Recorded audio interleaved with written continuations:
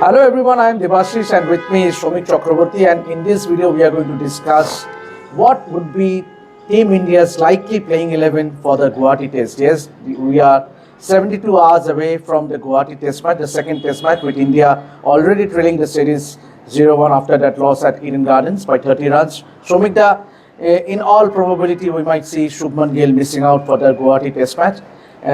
In that case, who do you think can make it into the playing 11?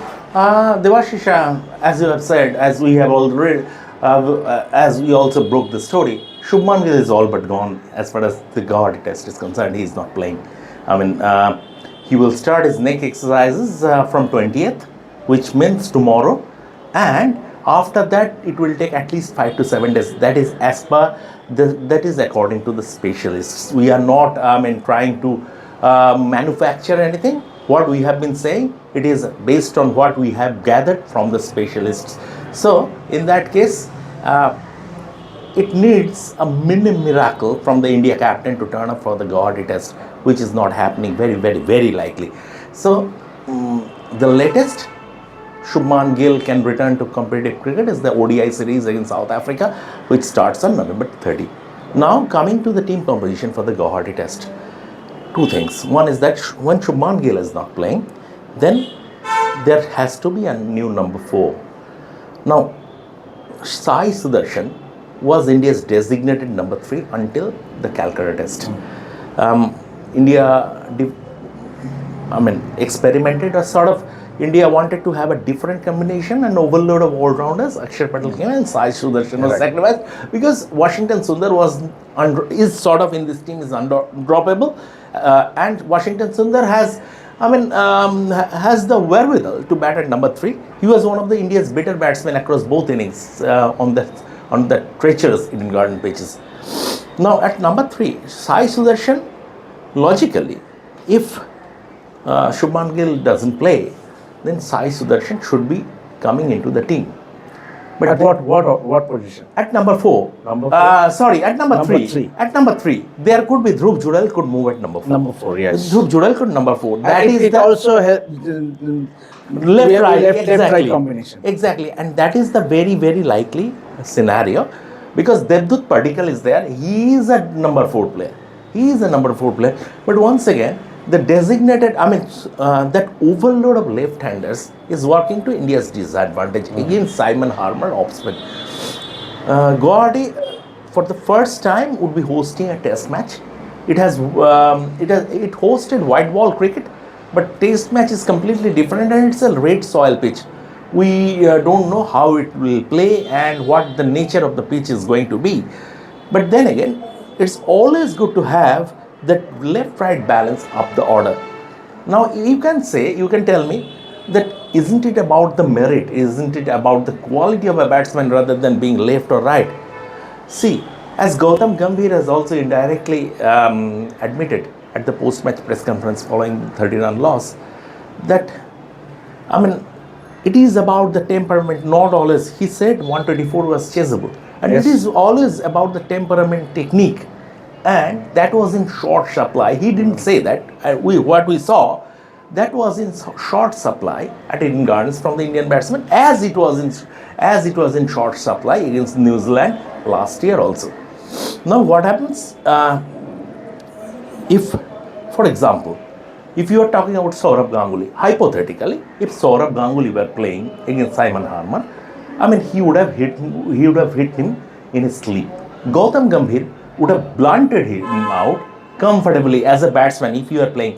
But that technique, that kind of batsmanship is gone. Like Kevin Peterson has said, it is more about switch hits and reverse sweeps and stuff like that. But this is how things changes. Cricket evolves, and there is a great influence of T20 cricket these days, so we can move away from reality. The very very likely scenario is Sai Sudarshan is returning at number 3, Dhruv Judal is at number 4. And down the order, Akshar Patel and now Nitish Kumar Reddy is joining the squad. Nitish Kumar Reddy was released before the first test to play the A matches, 50 over A matches. But now he is joining the squad. Because poor spinners, it's sort of too many cooks spoiling the broth. It's kind of thing. We saw at Eden Gardens the fourth spinner got just 1 over. So there is no point. Nitish Kumar Reddy as a third seamer, or mainly as a batsman, or mainly as a down the order batsman, he has scored a test century also, so which means he is a capable batsman. That are the two likely changes as things stand. I would say that is a very likely realistic changes means in that playing 11. But do you reckon that is there now we know that the wicket that Guwahati will be of red soils. Is there any case of Akashdeep playing in as a third seamer and perhaps going in with 3 spinners? If Akashdeep comes, the axe will fall on Kuldeep Yadav. That is the thing. Because you saw the batting, how vulnerable it is. So they will not compromise. I mean, they will not compromise with the batting depth. So, I mean, on home patch, they couldn't, whatever it is. I know that Shubman Gill, India badly missed Shubman Gill's quality at Eden Gardens, but you had batting up to number 8. Yes. And you should have chased down 124. And despite that, India couldn't win. And the thing is that you are not chasing 224, you are chasing 124. Yes. You should have chased it down. But we saw the quality of batsmanship. So after that, India are not going light on batting. Simple as that. So if Akashdeep plays, that we are not ruling out that possibility until we are having a look at the pitch. But we are not ruling out Akashdeep. But if Akashdeep plays, and remember, from the Akashdeep is no mark with the bat either. Absolutely. He saved that test match in Brisbane. He saved that test match. To be honest, Debashish, Kuldeep on that pitch was a bit of a letdown at Eden Gardens. He should have, I mean, especially that 44-run partnership in the second innings, it shouldn't have happened. I expected Kuldeep to make inroads during that partnership. He was a bit of a letdown. Right. So, would you reckon if you are to play going with 3 spinners, will it be a Kuldeep or a Akshar? No, it would be Kuldeep. If there are 3 spinners, it would be Kuldeep. It would be so you would stick with Washington Sundar, Ravindra Jadeja and Akshar Patel? No, Akshar Patel would be replaced by Nitish Kumar Reddy. Nitish Kumar Reddy.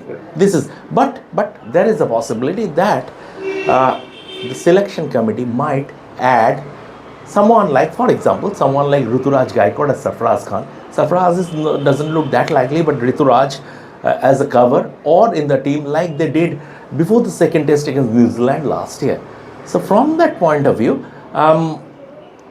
if Ruturaj comes, hypothetically, we don't know yet until and unless we are getting the press release, but that would be a pragmatic call. That would be a pragmatic call. He is in excellent form this season across formats, and if he is brought into the fold, then that will give another, the team management, another top right-hand option at the top of the order. So we'll get to know whether Ruturaj Gaikwad eventually makes it to the squad, but as Sumita says, that ideally India should go in with Sai Sudarshan batting in at going at number 3, followed by Dhruv Jurel. That also negates that left-right combination, and so followed by Rishabh Pant, Ravindra Jadeja, and the spinners and all-rounders.